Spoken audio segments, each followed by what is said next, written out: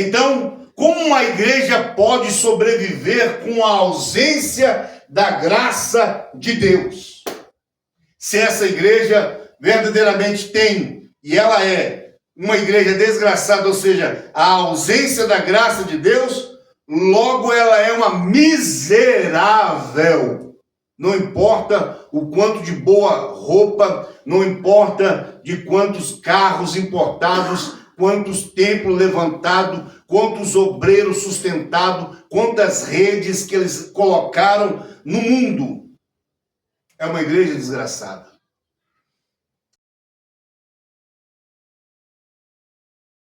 Eu abri a Bíblia Sagrada aqui, no livro de Apocalipse, capítulo de número 3, e falando aqui sobre a igreja de Laodiceia. E essa igreja é a típica igreja que muitas pessoas pegam para acusar o comportamento pós-moderno da igreja que ainda está na terra. Porém, a diferença desta igreja para a igreja atual é que esta igreja foi revelada. Amém? O cabeça desta igreja fez questão de se revelar a ela. Todas as 7 cartas escritas a cada igreja, Cristo ele se auto-identifica-se a si, depois ele faz cobrança das obras, depois ele faz um tipo de repreensão para que possa salvar os que ainda restam, e depois, por fim, ele faz uma promessa e encerra a carta às igrejas com a seguinte frase, e todas elas têm esta mesma frase: quem tem ouvidos, ouça o que o Espírito diz à igreja. Aleluia. Amém? Amém. Então, nessa pequena introdução aqui, nós encontramos Jesus Cristo se auto-identificando-se. A igreja desta época é uma igreja que muitas vezes nós fazemos dela comparações. Essas 7 cartas aqui trouxe para nós uma visão de mudanças de comportamentos, de dogmas, né? De doutrina, de ensinamento, de costumes, de perseverança, de fraquezas, de falhas, de conquistas. Amém? Amém. Nenhuma das cartas apocalípticas, Cristo não deixou de se auto-revelar e não deixou-se também de trazer uma promessa àqueles que ali estavam. Dentre todas as cartas escritas, que são 7, a igreja de Laodiceia é a igreja que tem de Cristo, para a minha visão, sendo que todas as promessas de Cristo são boas, para a minha visão, é a promessa ímpar, é a melhor promessa, pastora Solange, dentre todas as promessas descritas nas cartas apocalípticas. Por quê?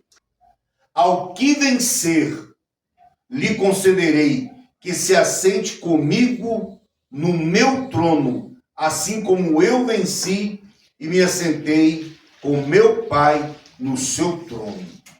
Rico sou e estou enriquecido e de nada tenho falta. Que riqueza essa igreja tem para apontar-se para dizer que rico sou e estou enriquecida. Sem a graça de Deus, não há riqueza, pastor Solange. Sem a misericórdia de Deus, não tem riqueza para o cristão. Amém? Amém. Agora, é interessante dizer que ela fala 2 vezes: rica sou e estou enriquecida e de nada tenho falta. Não te faz lembrar uma passagem da Bíblia Sagrada, não? Do homem que tinha celeiros e que aí ele derribou os celeiros que tinha porque tinha que fazer uma colheita e encheu os seus celeiros. E quando ele encheu os seus celeiros, ele olhou para dentro de si. Olha que domínio próprio que esse homem tem. Ele olha para dentro de si e diz o quê? Alma, alma, aí tens em bonança, come, bebe e folga. Mas uma voz caiu do céu dizendo: ainda hoje te pedireis a tua alma, e o que tu tens, para quem será? Aleluia. Aleluia. Tem gente que está pensando que Deus parou de dominar o mundo espiritual. Que Deus parou, abandonou, ou está sentado não sei aonde, esquecido do que ele tratou com o ser humano. Aquele homem pensou: não, eu tenho o poder de alimentar, até o meu mundo espiritual está no meu domínio. E a Bíblia diz que quando ele olhou para fora, o que tinha produzido e lançou para dentro, ele apodreceu. Tem muita gente assim, essa igreja é assim. Ela olha o que está para fora e lança para dentro como se isso lhe dominasse, lhe desse poder, lhe desse peso diante de Deus. Ela é um tipo de igreja como de Cantares, se me fala a memória, capítulo 5, que diz que aquela mulher ali de Cantares, ela ouve o seu amado do lado de fora. Mas quando ela vai abrir a porta para o seu amado, ela para olhar o que tem nas mãos. E o que tem nas mãos dela era mirra, Eliezer. E era tantos as suas mirras que ela sujava as altravas da fechadura. E aí, quando ela lembrou em abrir a porta, o seu amado já não mais estava lá. Tem muita gente que vai perder o contato com Deus por aquilo que eles estão tendo o quê? Nas suas mãos. Cantares de Salomão, capítulo 5, versículo 6, que eu aqui acabei de citar. Então, é interessante você entender que a igreja de Laodiceia é uma igreja que está contente com o que tem, satisfeita com aquilo que ela tem. Ela é uma igreja soberba, e ela é uma igreja rica, e ela está enriquecida, e por quanto das suas fortunas e muitas mobílias, não sei, ela vai olhar para céus, né, e vai dizer: de nada tenho falta. Digo, o sangue de Jesus tem poder. A substituição das riquezas ao Deus Todo-Poderoso. Essa aqui também é a mesma queda da Babilônia. Porque a Babilônia futura, ou seja, a Babilônia escrita no livro do Apocalipse, ela se orgulha pelos seus mercados, sabia disso? E é pelos seus mercados que as pessoas vão olhar e falar assim: caída foi Babilônia. Diga glória a Deus. Porque de Deus ninguém se zomba. Diga glória a Deus por Deus. De Deus ninguém se zomba. Não há riqueza fora de Deus. Não há vida eterna fora de Deus. Não há graça fora de Deus. Não há salvação fora de Deus. Não há reino fora de Deus. Os céus dos céus é Deus. Se ele não estiver lá, não vale nada o céu. O céu fica vazio se não tiver Deus.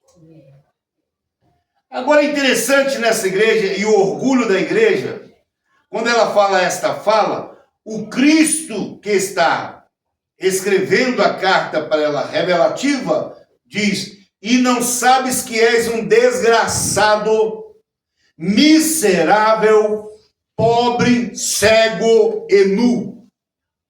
Observa-se que ela fala duas palavras, mas na interpretação de Deus é mais de 5 pecados. Vamos contar quantos pecados tem nessa igreja. Primeira, ela é uma igreja desgraçada. E aí a palavra aqui está no verbo masculino, desgraçado. Meu Deus, quantas pessoas, eu mesmo já levei muito tapa na orelha do meu avô quando eu falava essa palavra dentro de casa. Não grita essa palavra, e o tapa já comia. Quando ele falava, não grita a palavra, o tapa já tinha batido, era só a interpretação do tapa, a fala. Tinha medo desta palavra. Hoje as pessoas gritam isso pela rua fora. gritam com ar de ira, como de uma maldição. Mas a palavra desgraçado significa a ausência da graça de Deus. Então, como uma igreja pode sobreviver com a ausência da graça de Deus? Se essa igreja verdadeiramente tem, e ela é uma igreja desgraçada, ou seja, a ausência da graça de Deus, logo ela é uma miserável. Não importa o quanto de boa roupa, não importa de quantos carros importados, quantos templos levantados, quantos obreiros sustentados, quantas redes que eles colocaram no mundo. É uma igreja desgraçada. É uma igreja que evangeliza para a morte. É uma igreja que evangeliza para fracassá-los, para destroná-los. É uma igreja que batalha para o mal. Não lança rede para a salvação. Lança a rede para criar cada vez mais súditos orgulhosos, soberbos e presunçosos. Agora observa-se, a Bíblia continua dizendo: desgraçado, miserável, pobre, cego, nu. E não é o nu Belo Horizontino. É outro nu aqui. É as qualificações como Deus pode olhar para um ser humano ou uma igreja e a vê-la nessa situação. Portanto, esta é a igreja que Deus está falando: eu vomitar-te-ei da minha boca. Mas como Deus é fiel e não pode negar a si mesmo, Deus não pode trazer um juízo sem antes ele não trazer aquilo que é por ordenança, leis do seu comportamento. Aí Deus vai estar falando com a igreja de Laodiceia. Porque tem pessoas que falam: não, Deus não fala. E eu digo: Deus fala. Alguém diz: não ouvi, mentiroso se fez. O Espírito está falando todos os dias. Eu não sabia, mentiroso se fez. O aviso dele está sendo dado todos os dias. A palavra está sendo pregada todos os dias. Diga glória a Deus por isso. Agora observa para você ver isso aqui. Aconselho-te, Deus está falando com a igreja de Laodiceia. Aconselho-te que de mim compres ouro provado no fogo, porque o seu dinheiro não me compra. O seu dinheiro para mim não vale nada. A sua riqueza para mim é desaprovada. Agora observa-se que Deus não está aqui ofertando de graça. Ele está dando um conselho de graça. Eliezer. É diferente de Deus falar: toma das minhas mãos ouro. Ele está falando: compra de mim. Amém? Amém. Compra de mim. Paga teu preço. Você não se orgulha de ser rica? Compra de mim. Eu quero ver você ter poder de comprar de mim. Porque o maior poder de compra está na mão de Cristo Jesus. Quer ver o maior poder de compra? Lá no livro de 1 Pedro, se me fala a memória, capítulo 2, ele fala a seguinte frase: olha, fostes comprado, não com ouro ou prata corruptível, mas pelo precioso sangue de Cristo Jesus. O maior poder de compra está na mão de Deus.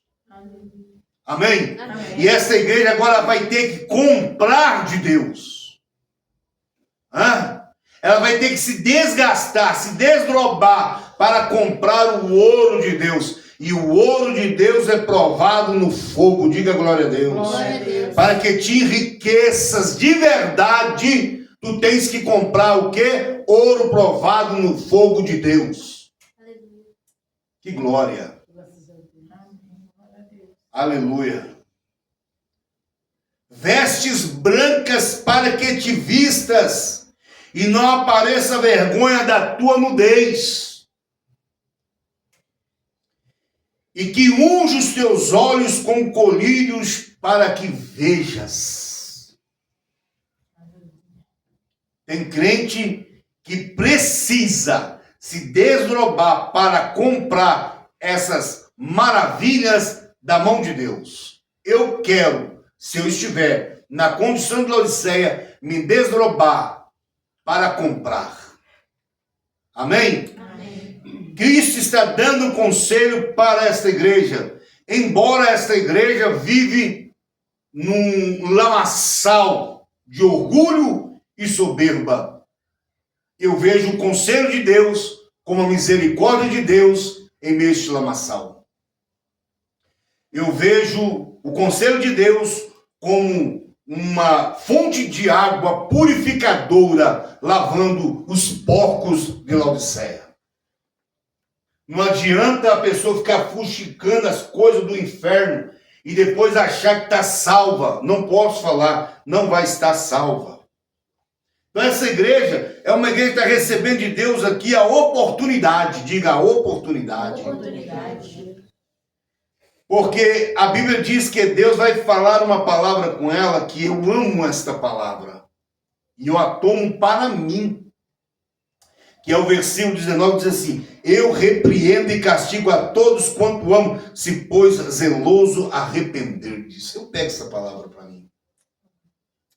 Castigo de Deus é bom, diga glória a Deus. Glória a Deus. Tem crente que tem medo disso. Não, pastor, o sangue disso.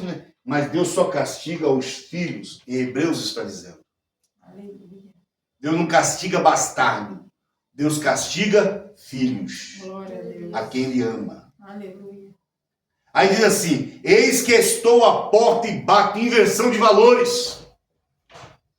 Por que inversão de valores? Olha, a misericórdia de Deus chega ao tamanho tal que há uma inversão de valores. Porque na Bíblia, quando Jesus ensina, ele fala assim: batei e abri-se-vos-á. Ó, aqui é ele batendo. Olha bem, eis que estou à porta e bato. Olha, pastor Solange.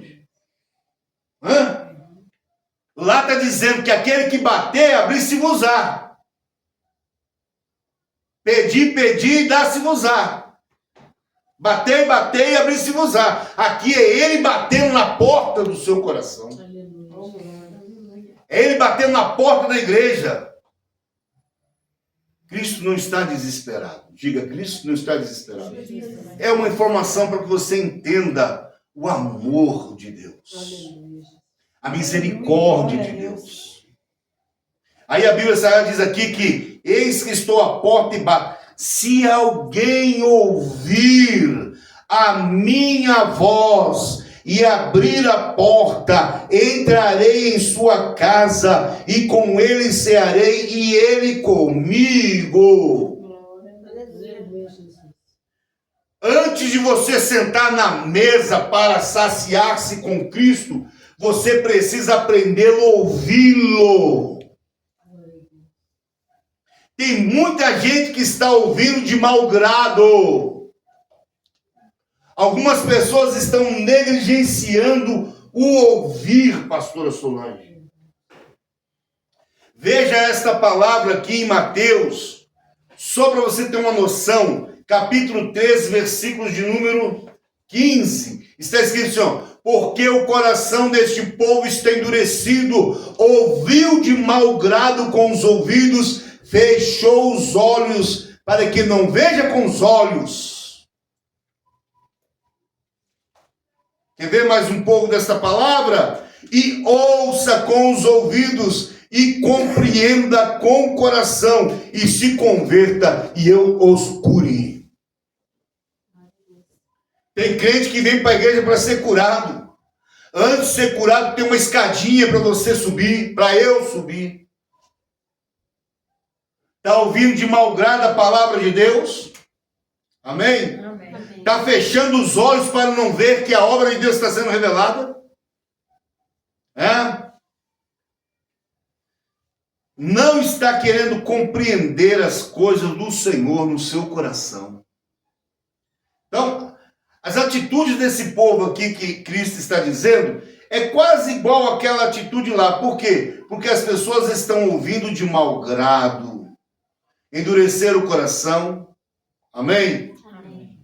que ó, o povo, porque o coração deste povo está endurecido, ouviu de mau grado com seus ouvidos, fechou os olhos para que não vejas, e ouças com o ouvido, e compreenda com o coração, e se converta, e eu os cure. Na verdade, o coração eu bato no peito, mas o coração que é alma, entender com a alma, ou o espírito, entender no espírito. Então, muitas pessoas estão ouvindo de mau grado. Deus, com a igreja de Laodiceia, está dizendo assim: ao que ouvir a minha voz. Será que você está ouvindo a voz de Deus nesses últimos dias? Ou como diz a pastora Solange, você está apenas barganhando com Deus. Se o Senhor me der, eu faço. E se não me der, o Senhor nem existe na minha vida. Agora veja só para você ver. Se alguém ouvir a minha voz e abrir a porta, há uma necessidade de ouvir, uma necessidade de prática.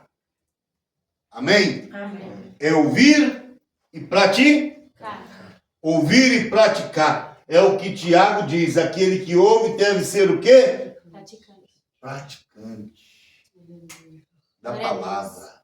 Aleluia. Você ouve, pratica. Qual é a prática? Abre a porta. Diga para o seu irmão, abre a porta, irmão. Abra a porta. Amém? Você está ouvindo? Abre a porta. Amém. Não, eu vou esperar. Amanhã, quem sabe, talvez, seu dia está passando, as horas estão passando. Cada dia que se passa, você fica mais próximo da morte, mais perto do juízo de Deus. Não, pastor, estou vivendo, estou ganhando. Não, você está perdendo. Você ganhou quando você nasceu. Agora já está começando a perder, porque daqui para frente, é só para trás. Você precisa entender, o tempo está passando. Agora veja só. Se você abrir a porta, ele vai ter agora uma coisa interessante. Por quê? Porque ele vai estar em sua casa e cear contigo. Amém? Amém. Essa palavra é muito interessante entender, porque a palavra cear aqui, irmão, significa ter uma intimidade. Ninguém entra na casa do outro e se assenta na mesa para comer se ele não for o quê? Um convidado. Então, a especiaria aqui de Cristo é que se alguém abre a porta e o chama para que ele possa comer com ele e ele com Cristo, né? É interessante que mostra aqui uma intimidade, pastor Sônia. Há um salmo, o salmista escreve, prepara uma mesa, né? Diante de mim, na presença dos meus inimigos. Essa palavra é falando assim, Deus mostra para aquele cara lá como eu sou íntimo do Senhor. Prepara uma mesa aqui. E aí eles vão ver que eu tenho intimidade com Deus. As pessoas, elas não querem ter intimidade com Deus.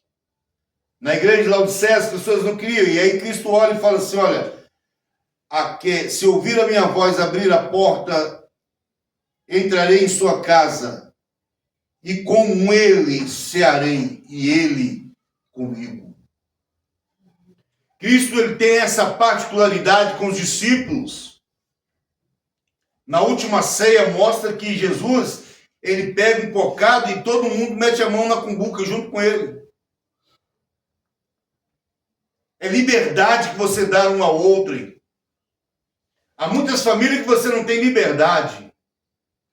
Você chegar no prato de alguém para pegar um pedaço de carne ou alguma coisa, a pessoa fica brava, mas isso é falta de educação. Se estão sentados dentro de uma mesa, é porque você tem liberdade. Infelizmente aqui não tem isso. No Brasil, a cultura, como fala, doutrinária deles é ruim. Mas no tempo de Cristo, o prazer era repartir o que estava comendo com o que estava na mesa. Tanto que quando Jesus foi convidado por aquele Simão leproso, que ele julgou a mulher que estava lá chorando e enxugando os pés de Cristo, se não me falha a memória essa passagem mesmo, ou é a que estava quebrando um unguento e jogando nos pés de Cristo, não importa o que ele estava fazendo aos pés, importa que Jesus, onde estava sentado, não lhe fora dado tamanha honra, e ele cobrou isso. Ele cobrou. Eu entrei pela tua casa, tu não me destes água para lavar, não ungiste a minha cabeça com óleo.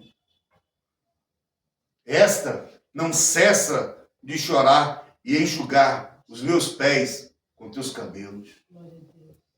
Estou sentado à tua mesa, mantém intimidade contigo.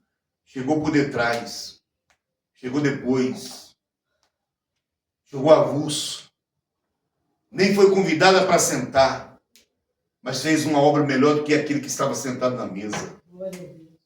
Tem muita gente que vai pagar esse preço aqui, ó, porque eles estão sentados à mesa com Cristo, mas não têm intimidade com Cristo que está na mesa. Não deu a Cristo as honrarias perfeitas, leais, verdadeiras. Cristo precisa do seu primeiro lugar na sua vida. Diga glória a Deus. Glória a Deus. E por fim, a grande promessa, que como eu já entrei na introdução, a maior promessa. Por quê? Porque ao que vencer lhe concederei que se assente comigo no meu trono, assim como eu venci e me assentei com meu Pai no meu trono. As promessas que estão inseridas nas cartas apocalípticas das igrejas são para mim as maravilhosas promessas. Dentre esta, que é uma de uma importância grande, mostrando uma honraria a quem nunca lhe deu tamanha honraria. Porque a igreja de Laodiceia não dava a Cristo a honraria.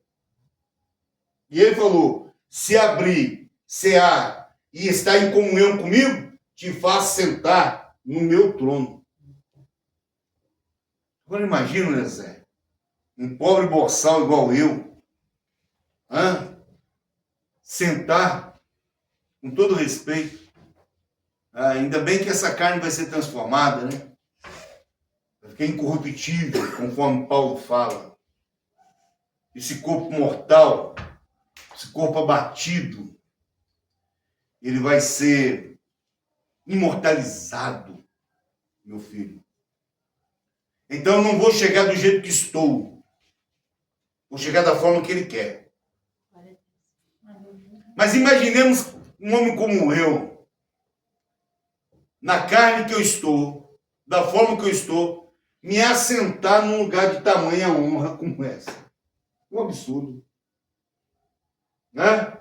É um absurdo. Portanto, quem se assenta ali, não se assenta como está, se assenta como ele quer que você esteja.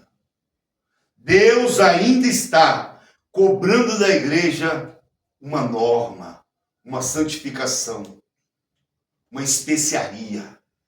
O que você tem trago diante do altar de Deus e dado a Deus para ser reconhecido como igreja de Cristo?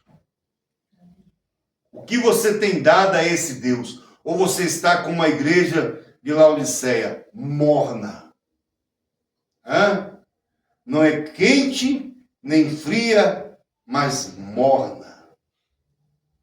Ou seja, é uma igreja que não tem o Cristo como uma esperança real. É muita gente que confunde poder aquisitivo com poder de fazer o que quer. Eu observo isso nas pequenas criaturas de Deus. Pequenos fragmentos de Deus na face da terra. Hoje, com o avanço da internet, nós conseguimos captar muitas vidinhas que se dizem ser de Deus. E algumas vidinhas que parecem ser de Deus, quando são pobres e que ainda estão no patamar dos mortais, elas ainda estão sujeitas a Deus. Falam-se de Deus. Vão para as igrejas, pastor Solange. Propagam Cristo.